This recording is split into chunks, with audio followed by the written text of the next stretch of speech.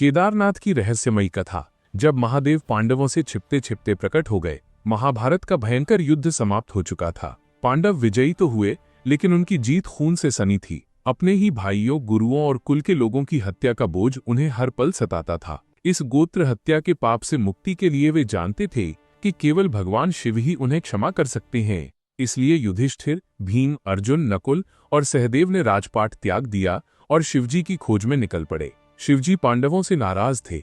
युद्ध की उस क्रूरता और रक्तपात को देखकर वे सोचते थे कि इतनी आसानी से क्षमा नहीं दी जा सकती। जब पांडव काशी पहुंचे तो शिवजी वहां से अंतर्धान हो गए और हिमालय की गोद में छिप गए।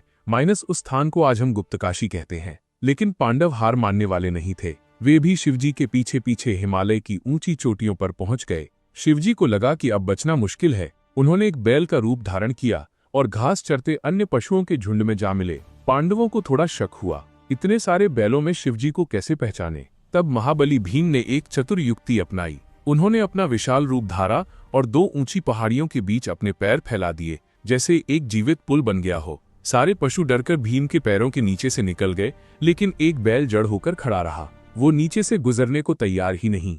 भीम तुरंत समझ गए, यह साधारण बैल नहीं, स्वयं महादेव हैं। जैसे ही भीम ने उस बैल को पकड़ने के लिए हाथ बढ़ाया, शिवजी धरती में समाने लगे। लेकिन भीम ने फुर्ती दिखाई और बैल के कुबड़ पीठ के त्रिकोणीय हिस्से को मजबूती से पकड़ लिया। पांडवों की ये अटूट भक्ति, ये सच्चा पश्चाताप देखकर शिवजी का हृदय पिघल गया। वे अपने असली रूप में प्रकट हुए, पांडवों को दर्शन दिए और उनके सभी पापों से मुक्त कर दिया। जिस कुबड़ को भीम ने पकड़ा था, वो वहीं एक स्वयंभू ज्योतिर्लिंग के रूप में स्थापित हो गया। आज केदारनाथ मंदिर में इसी त्रिकोणीय शिवलिंग की पूजा होती है, बैल की पीठ का वह दिव्य अंश। शिवजी के शरीर के अन्य भाग अलग अलग स्थानों पर प्रकट हुए, जो आज पंच केदार कहलाते हैं। तुंगनाथ भुजाएं, रुद्रनाथ मुख, मध्य महेश्वर नाभि और कल्पेश्वर जटाएं। यह कथा सिखाती है कि सच्ची श्रद्धा और पश्चाताप के सामने भगवान को भी झुकना पड़ता है। चाहे वे कितना भी छिपे, भक्त की पुकार उन्हें प्रकट होने पर मजबूर कर देती है। हर हर महादेव, जय श्री केदार। क्या